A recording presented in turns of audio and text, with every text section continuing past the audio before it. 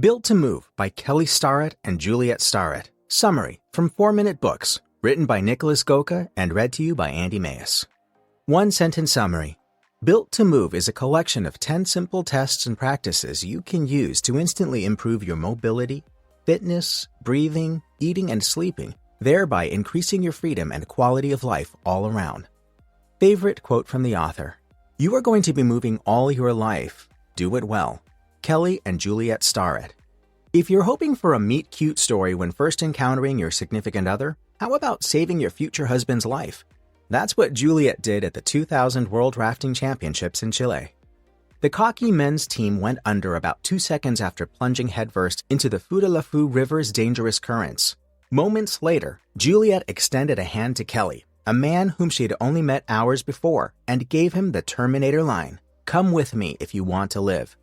Come he did, and live they still do. After the whitewater rafting days, the couple opened one of the first CrossFit gyms in the U.S. Their YouTube channel, The Ready State, has helped everyday folks improve their mobility for almost 15 years. That's also what the Starretts aim to do in Built to Move, an instant New York Times bestseller. The book offers 10 pairs of simple tests and practices we can use to judge and improve our vitality. They are 1. Getting up and down off the floor. 2. Breathing properly and easily. 3. Extending our hips. 4. Walking 8,000 to 10,000 steps a day. 5. Having a good range of motion in our neck and shoulders. 6. Eating 800 grams of fruit and veggies and 1 gram of protein per pound of body weight per day. 7. Being able to squat and stay in that position. 8. Balancing on one leg with our eyes closed. 9. Tracking our sitting time and lowering it to 6 hours a day or less. 10. Counting only the hours we actually sleep and making sure we get at least 7 per night. Here's a closer look at 3 of those lessons, numbers 1, 4, and 7. 1. Do the sit and rise test until you can comfortably sit on the floor cross-legged for 30 minutes. 2. Take inventory of your step counts for 3 days, then shoot for at least 8,000 steps per day. 3. Practice your squat and reap the health benefits of this vital pose common in Asian culture. Let's see how a few small tweaks to our daily routine can add up to a lot more flexibility, health, and freedom. Lesson 1. If you can't go from standing to sitting cross-legged without using your hands, you should practice it on a daily basis. The Starretts define mobility as being able to move in the ways nature designed us to move. Therefore, they recommend going back to movements and positions we used all the time as children. The first one is sitting cross-legged and getting into and out of that position without needing any support. Our bodies were built to sit on rough terrain and without back support. Sitting cross-legged maintains our hip joints' natural range of motion. To test your ability to sit cross-legged, stand barefoot, cross one leg in front of the other, and lower yourself into the cross-legged position. Try doing it without using your hands or knees for support. Then, rise again in the same way. You can extend your arms forward if it helps, but try not to touch anything. Can you do it? If you start with a score of 10 and deduct 1 point for every time you struggle or need support, how many do you end up with after sitting down and getting up again? 7 to 9 is okay. 10 is ideal, and anything below 7 means you have room to improve. Practice this movement every day for a week. Spend 30 minutes sitting on the floor each day, then redo the test and see how you do. Pro tip: you must do this barefoot. Socks will be too slippery. Your feet will give you the grip you need.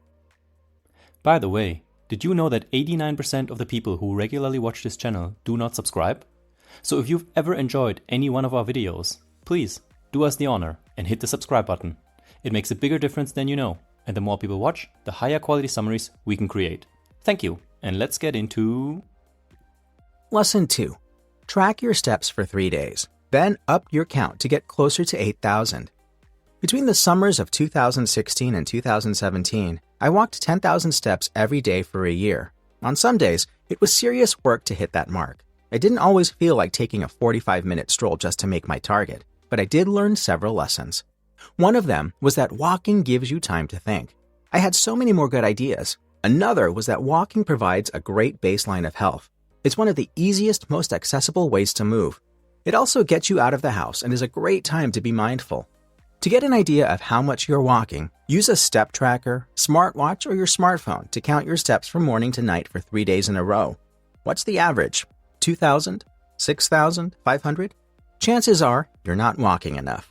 While early humans likely got in 12,000 to 17,000 steps a day, for us, 8,000 to 10,000 is already a solid number if we maintain it consistently, that is. Plus, at 8,000 steps a day, you'll already burn twice as many calories as you would when running 3 times a week. Wear comfy shoes, go barefoot in your garden, or make your neighborhood park your new wind-down ritual. Walk more, you won't regret it. Now, before we get into lesson number 3, if you love learning and growing thanks to books like this one, you should download our free list of the 7 best self-help books of all time. After summarizing over 1,000 books, we handpicked these 7 top titles and curated them in a beautifully designed, easily skimmable PDF. It will help you pick your next great self-improvement read. Just enter your email using the link below this video, confirm in your inbox, and we'll instantly send you the list, free of charge. Alright, let's dive into lesson number 3. Lesson 3. Relearn how to squat and spend some time in this position every day. My girlfriend was born in Malaysia. In school, she used to squat every day on the toilet. Squat toilets, essentially a hole in the floor, were the only kind they had. Even outside the bathroom, however, squatting is common in Asian culture. People squat to smoke, to eat, and to wait around. Even the Singaporean Prime Minister squats in his suit. A study connects squatting to up to 90% lower rates of hip arthritis. What about you? Can you still squat? This is another position children spend a lot of time in, yet adults often lose the ability altogether. Stand with your feet at least hip-width apart. Extend your arms, bend your knees, and slowly lower your butt towards the ground. Don't worry about keeping your back straight. Go as low as you can and hold your balance for 5 breaths. Well, how low can you go? If you can't bring your butt to hover just a few inches above the ground, repeat the exercise daily while slowly going lower. Once you've remastered the squat, you'll have yet one more way to take care of your health while also taking care of business, and not just the kind that happens on the loo. Hey, this is Nick, the founder of 4-Minute Books, and if you learned something new from this book summary, I'm sure this next one will also be right up your alley with new and insightful ideas. Click on over and let's keep learning.